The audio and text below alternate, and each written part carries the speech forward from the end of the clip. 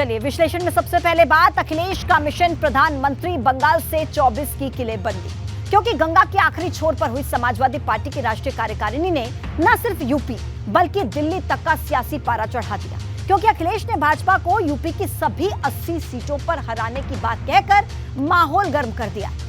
एक ऐलान कांग्रेस को लेकर भी किया है, जिससे यह साफ हो गया कि जो मोर्चा अखिलेश यादव और ममता बनर्जी बना रहे हैं उसमें कांग्रेस नहीं होगी।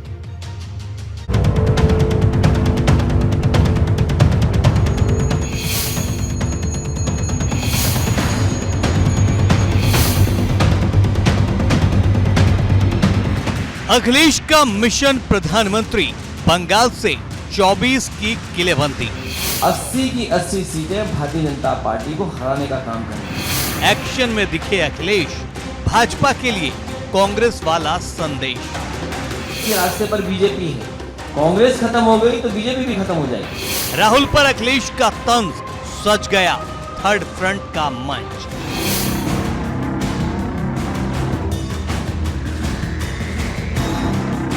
लोकसभा का चुनाव 2024 में है, लेकिन दिल्ली का पारा अभी से चढ़ने लगा है, क्योंकि दीदी के गढ़ में 3 दिन तक राष्ट्रीय कार्यकारिणी कर अखिलेश ने 24 का बिगुल बजा दिया है।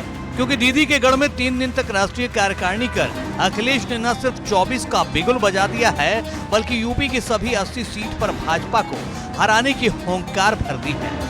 हमारी पार्टी का नेतृत्व यहाँ बैठा है, उसने सबने मिलकर के यही फैसला लिया है कि उत्तर प्रदेश में समाजवादी पार्टी के साथ जो गठबंधन है, जो गठबंधन दल हैं, उनसे मिलकर के 80 की 80 सीटें भारतीय जनता पार्टी को हराने का काम करेंगी।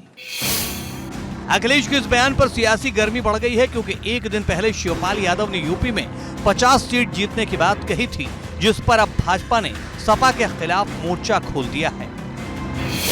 देखिए, संगठन को मजबूत करना और 2024 में उत्तर प्रदेश में कम से कम 50 सीटें जीतने की तैयारी हो चुकी है। मैंने सुना कि समाजवादी पार्टी की राष्ट्रीय कार्य समिति और उन्होंने कहा कि हम 2024 में 50 सीटें जीतेंगे। मैंने कहा गलती कर रहे होंगे, 5 हटा लो तो 0 जो उसके बाद बचता है उसको अपने पास रखो। अब समाजवादी पार्टी को अगर 50 सीटें जितनी होती, आप लोग कह रहे हैं, तो क्या वेस्ट बंगाल में जाके वो अपने राष्ट्रीय कार्य समिति करते हैं क्या?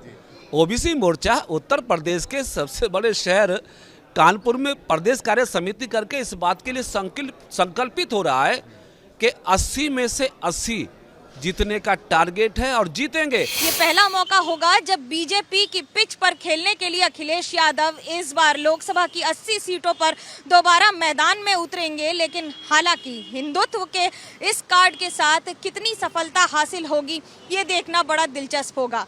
फिलहाल ये भी जानते हैं कि 80 सीटों पर लोकसभा की उत्तर प्रदेश की जीत हासिल करना आसान नहीं होगा, लेकिन सीधा निशाना बीजेपी पर और प्रधानमंत्री नरेंद्र मोदी पर यह कहते हुए कि भले ही राज्य में एक और बीजेपी की सरकार हो और दूसरी ओर केंद्र की सरकार में भी बीजेपी हो, लेकिन सफलता कितनी मिलेगी बीजेपी को, इसका फैसला समाजवादी पार्टी तय करेगी।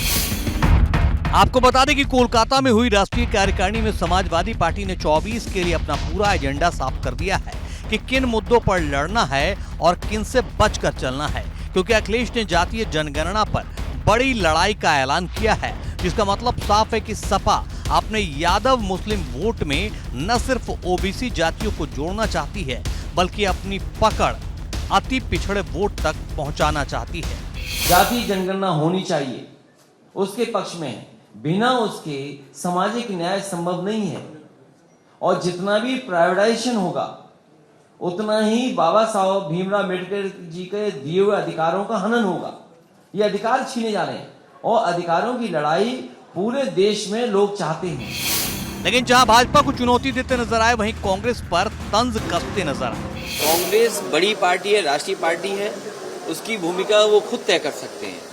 जहां तक समाजवादी पार्टी का सवाल है, पिछला विधानसभा चुनाव हम लोग लड़े हैं, और अगर हम वोट ऑफ परसेंटेज देखें, जिन दलों को साथ लेकर के चले थे, अभी तक का सबसे अच्छा परसेंटेज जो वोट है इंडिविजुअली अगर हम समाजवादी पार्टी को देखें तो हम 38% तक वोट पाए हैं।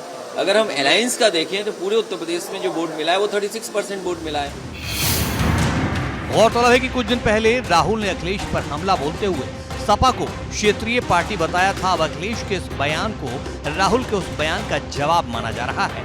दरअसल अखिलेश ने अपनी कार्यकारिणी के पहले ही दिन ममता बनर्जी के साथ मुलाकात कर न सिर्फ थर्ड फ्रंट को धार दी थी, बल्कि ये बात भी साफ कर दी थी कि सपा और टीएमसी भाजपा और कांग्रेस से बराबर दूरी बनाकर चलेगी। मतलब जो गठबंधन अखिलेश बना रहे हैं उसमें कांग्रेस की कोई जगह नहीं होगी, क्योंकि अखिलेश की कोशिश उन दलों को एक मंच पर लाने की है जिनकी भाजपा और कांग्रेस से समान दूरी है। लेकिन बड़ा सवाल ये है कि क्या अखिलेश अमेठी और रायबरेली में अपना उम्मीदवार उतारेंगे या फिर ये दोनों सीटें कांग्रेस के लिए छोड़ देंगे। Bureau report, ABP Ganga. और अब बात खत्म हुई बिजली की हड़ताल, टॉर्चर वाले अंधेरे से आजादी। ऐसा हम इसलिए कह रहे हैं क्योंकि बिजली कर्मचारियों की जो हड़ताल गुरुवार को शुरू हुई वो वक्त से पहले खत्म हो गई, क्योंकि जो मांग बिजली कर्मचारी कर रहे थे उसे सरकार ने मान लिया। लेकिन अब बड़ा सवाल ये है कि अगर मांगे माननी ही थी तो क्यों पहले नहीं मांगी? क्योंकि अगर मान ली होती तो 65 घंटे का टॉर्चर लोगों को नहीं झेलना पड़ता।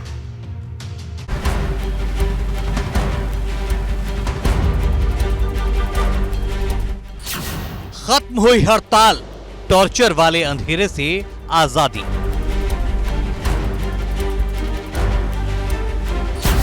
काम पर लौटे बिजली कर्मचारी, हड़ताल पर सियासत भारी। बच्चों के पेपर चल रहे हैं, एग्जाम चल रहे हैं, लेकिन बिजली के अभाव में वो कैसे पढ़ रहे होंगे? बिजली कर्मचारियों की जिस 72 घंटे की हड़ताल ने उत्तर प्रदेश को बिजली के संकट में डाल दिया था, वो 65 घंटे बाद खत्म हो गई है, क्योंकि सरकार ने बिजली कर्मचारियों की न सिर्फ सभी मांगों को मान लिया है, बल्कि जितने भी कर्मचारियों को गिरफ्तार और बर्खास्त किया था उन्हें भी राहत दे दी है। दोपहर को ये बात पूरी हुई है, मैं उनका बहुत बहुत धन्यवाद करता हूँ। तुरंत की बात है कि मैंने उनसे यही कहा है कि आंदोलन खत्म हुआ तो आप तुरंत अपने कार्य पे लग जाएं और विशेष रूप से जहां बाधित है उन चीजों को देख करके तात्कालिक ठीक करें। ऊर्जा मंत्री से बात करने के बाद बिजली कर्मचारियों ने तुरंत ही अपनी हड़ताल खत्म कर दी। ऊर्जा मंत्री ने संघर्ष समिति के साथ पिछले साल दिसंबर में हुए समझौते को लागू कराने का आश्वासन दिया। वह समझौता जिसको मानने से पावर कॉर्पोरेशन का प्रबंधन इनकार कर रहा था, आज उन्हीं के सामने उन्होंने घोषणा किया है कि इस समझौते की और अन्य मांगों की, जैसे ओबरा अनपारा का मामला है, नई बिजली इकाइयाँ लगनी है, इन सब बातों पर उन्होंने कहा वार्ता करके इस पर कार्रवाई करिए। और जितने एक्शन लिए गए थे कर्मचारियों पर निलंबन के, निष्कासन के, FIR के, वह उन्होंने कह दिया उनको वापस लेने का निर्णय है और वापस लेने के निर्देश पावर कॉर्पोरेशन के चेयरमैन को दे दिए गए हैं। गौरतलब है कि हड़ताल से प्रदेश भर में बिजली आपूर्ति व्यवस्था लड़खड़ाने लगी थी, जिस पर सरकार ने बिजली कर्मचारियों के खिलाफ कड़ी कार्रवाई करते हुए विद्युत कर्मचारी संयुक्त संघर्ष समिति में शामिल 22 नेताओं पर एस्मा के तहत कार्रवाई की थी। वहीं 29 कर्मचारियों पर मुकदमा दर्ज किया था, जबकि 3000 से ज्यादा बिजली कर्मचारियों को बर्खास्त किया था। सरकार के इस एक्शन पर बिजली कर्मचारी ने भी खुली लड़ाई का ऐलान कर दिया था और कह दिया था कि अगर किसी भी कर्मचारी पर कोई भी एक्शन हुआ तो ये हड़ताल अनिश्चितकालीन में बदल जाएगी। बिजली कर्मियों की 72 घंटे की सांकेतिक हड़ताल आखिर आज ऊर्जा मंत्री से मुलाकात के बाद खत्म हो गई। ऊर्जा मंत्री ने आज बिजली कर्मियों से मुलाकात की। जो एसोसिएशन के लोग हैं, जो संयुक्त संघर्ष समिति के संयोजक शैलेंद्र दुबे हैं, उनसे बात की, अन्य पदाधिकारियों से भी बात की और ये कहा कि जो उनकी मांगे हैं उन पर विचार किया जाएगा, बैठकर बातचीत की जाएगी। इसके बाद बिजली एसोसिएशन के जो पदाधिकारी हैं उन्होंने हड़ताल समाप्त करने की घोषणा की। इस दौरान पूरे प्रदेश में पिछले 65 घंटों से लगातार हाहाकार की स्थिति बनी रही। लोगों के घरों में पानी आना बंद हो गया, एग्जाम चल रहे हैं, बच्चों की पढ़ाई में भी व्यवधान उत्पन्न हुआ। इसके अलावा और भी बहुत सारी समस्याएं हुई, लेकिन आज हड़ताल खत्म होने के बाद आखिरकार जनता को राहत मिली। लेकिन ऐसा होता और मुश्किल बढ़ती उससे पहले सरकार और बिजली कर्मचारियों के बीच आपसी सहमति बन गई। लेकिन बिजली कर्मचारियों की हड़ताल भले ही खत्म हो गई हो, लेकिन हड़ताल पर राजनीति खत्म नहीं हो रही है, क्योंकि एक दिन पहले अखिलेश यादव ने सरकार की नीयत पर सवाल उठाए थे। ये बीजेपी के लोग कमाल के लोग हैं। जब इन्हें वोट चाहिए होता है तो ये जनता में वादे करते हैं। कर्मचारियों को वादा किया था इन्होंने। ये जितने भी कर्मचारी आज धरना प्रदर्शन आंदोलन में हैं, इन सब से भारतीय जनता पार्टी ने चुनाव से पहले वादे किए थे कि आपकी सब मांगे मानी जाएंगी। लेकिन सरकार बनने के बाद वो मांगे नहीं मांग रहे हैं, और जब मांगे नहीं मांग रहे हैं तो अंतर्गतवा पूरा उत्तर प्रदेश में बिजली संकट पैदा है, बिजली नहीं है। वहीं सपा नेता पवन पांडे ने यह कहते हुए निशाना साधा है कि जब आम जनता बिजली के लिए परेशान हो रही थी तब मंत्रियों के दफ्तर में एसी चल रहे थे। मंत्रियों के आवाज में फुल वोल्टेज का हाइलोजन और एसी चल रहा है। जो जिले के अधिकारी हैं, कमिश्नर, डीएम, कप्तान या जितने भी बड़े आला अधिकारी हैं, सचिव, प्रमुख सचिव विभागों के, उनके यहाँ भी पूरे वोल्टेज में लाइट आ रही है, एसी चल रही है। परेशान है गरीब, परेशान है मध्यम वर्गीय परिवार, परेशान है डेली रोजी रोटी कमाने वाला। कितनी भयावह स्थिति से पूरा उत्तर प्रदेश और ये हमारा देश और ये पूरा अयोध्या गुजर रहा है। फिलहाल बिजली कर्मचारियों की हड़ताल खत्म कराकर सरकार ने लोगों को अंधेरे वाले टॉर्चर से बचा लिया है, लेकिन बड़ा सवाल इस बात का है कि जो मांग सरकार ने अब मानी वो पहले क्यों नहीं मानी, क्योंकि अगर मानी होती तो जो परेशानी लोगों को झेलनी पड़ी वो न झेलनी पड़ती। Bureau report, ABP Ganga. और अब बात योगी के नाम इरफान सोलंकी की पत्नी की चिट्ठी, क्योंकि पिछले 3 महीने से सपा विधायक इरफान सोलंकी जेल में बंद हैं। उन पर आगजनी से लेकर गैंगस्टर एक्ट जैसे कई आरोप हैं, लेकिन अब इरफान सोलंकी की हालत देखकर उनके परिवार की हिम्मत टूटने लगी है, क्योंकि अब सीएम योगी के नाम इरफान की पत्नी नसीम सोलंकी ने चिट्ठी लिखी, जिसमें इरफान सोलंकी को महाराजगंज की जेल से कानपुर जेल में शिफ्ट करने की गुहार लगाई।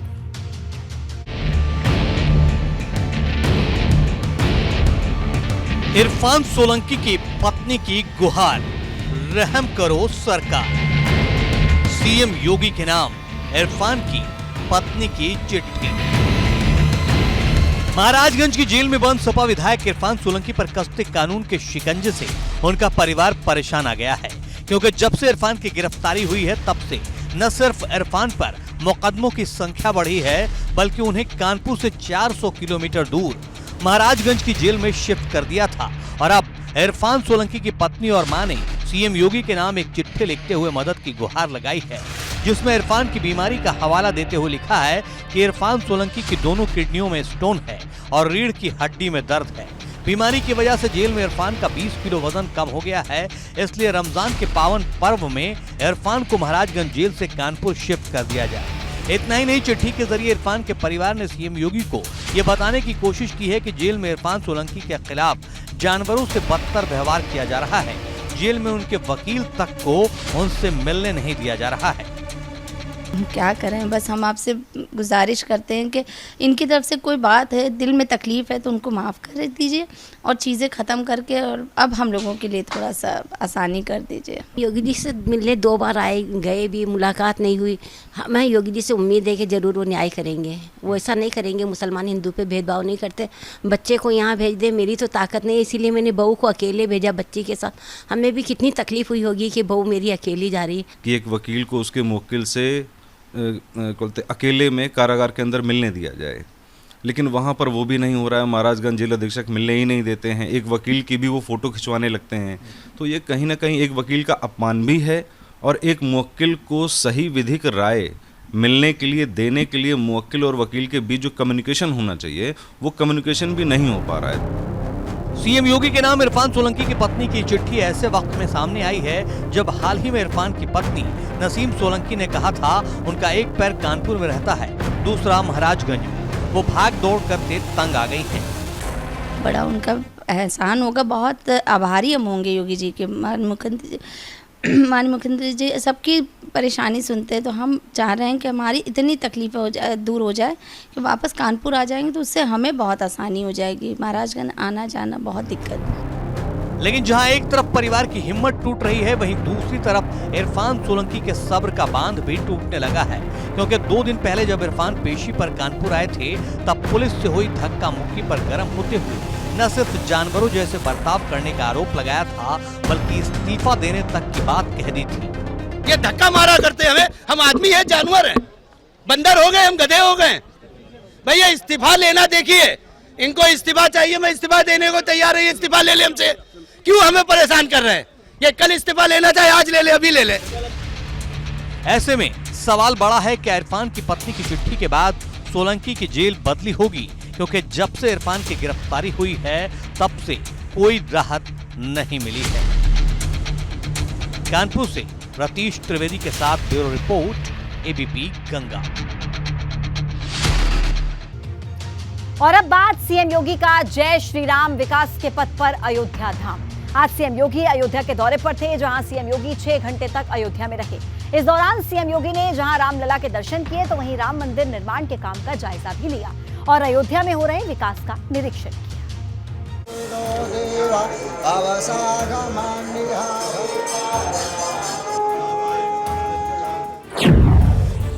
सीएम योगी का जय श्री राम विकास के पथ पर अयोध्या धाम।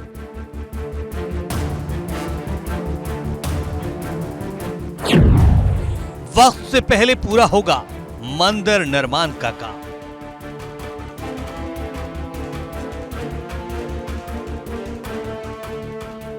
जब से पीएम मोदी ने अयोध्या में भगवान राम के भव्य मंदिर की नींव रखी है, तब से हर किसी के जहन में एक बात रही है कि अयोध्या में भव्य मंदिर का निर्माण कब पूरा होगा। लेकिन अब सीएम योगी ने राम मंदिर को लेकर पूरी तस्वीर साफ कर दी है, क्योंकि रविवार सुबह सीएम योगी अयोध्या पहुंचे, जहां सीएम योगी ने पहले हनुमानगढ़ी में संकट मोचन हनुमान जी और रामलला के दर्शन किए।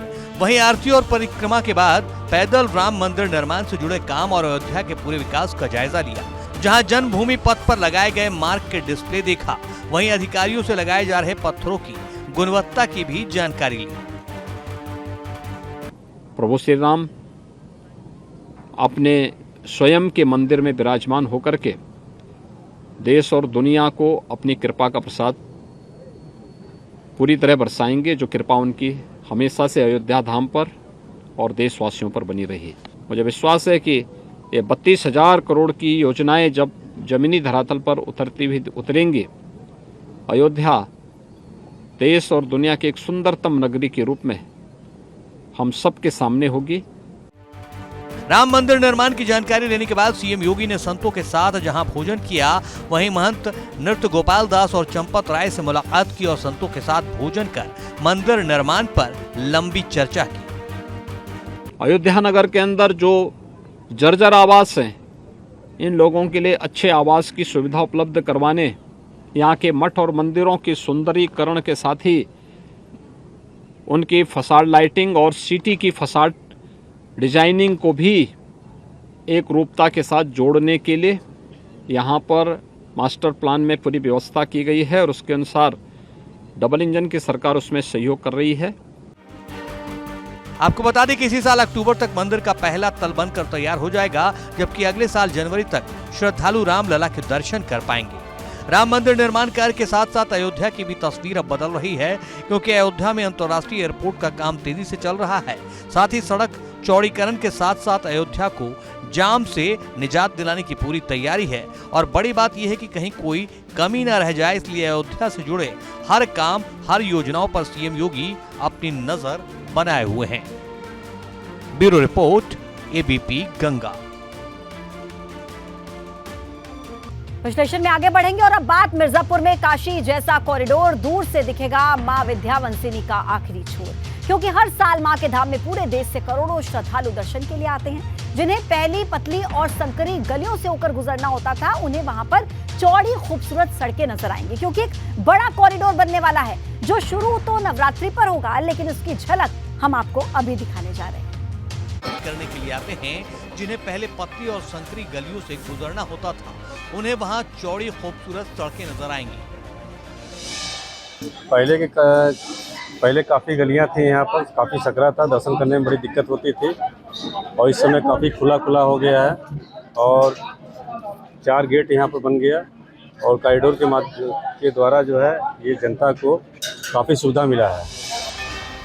आपको बता दें कि श्रद्धालुओं को ये तोहफा नवरात्रि पर मिलने जा रहा है, क्योंकि नवरात्रि में श्रद्धालु की भीड़ न सिर्फ बढ़ जाती है, बल्कि पतली गलियों से मंदिर तक जाने में बड़ी दिक्कत आती है। लेकिन अब ऐसा नहीं होगा। विंध्य कॉरिडोर जो बन रहा है, इससे आने वाले दर्शनार्थियों को भी पूरी व्यवस्था दी जाएगी और यहाँ के दुकानदार और गेस्ट हाउस और तीर्थ पुरोहित सभी लोगों का लाभ होगा। जब कॉरिडोर बन जाएगा तो लोगों के रुकने के लिए एक तो जगह बन जाएगी, सारे रास्ते हमने बहुत चौड़े कर दिए, जिससे लोगों के आवागमन में सुविधा हो जाएगी। साथ ही में अब हमारे सेकंड स्टेज में जो घाट है उनको भी पक्का करके एक लंबा एरिया स्नान के लिए आ जाएगा, जिससे जो लोग हमारे दर्शन करने के लिए आएंगे बहुत सुविधा पूर्वक रूप से दर्शन करके जा सकेंगे। मां विंध्यवासिनी का धाम पूरी दुनिया में प्रसिद्ध है। हर साल मां के धाम में पूरे देश से करोड़ों लोग दर्शन करने आते हैं और अपनी मनोकामना पूर्ण के लिए मां का आशीर्वाद देते हैं। ऐसे में मंदिर के पास कॉरिडोर से न सिर्फ पर्यटन बढ़ेगा बल्कि रोजगार भी बढ़ेगा। Bureau report, ABP Ganga.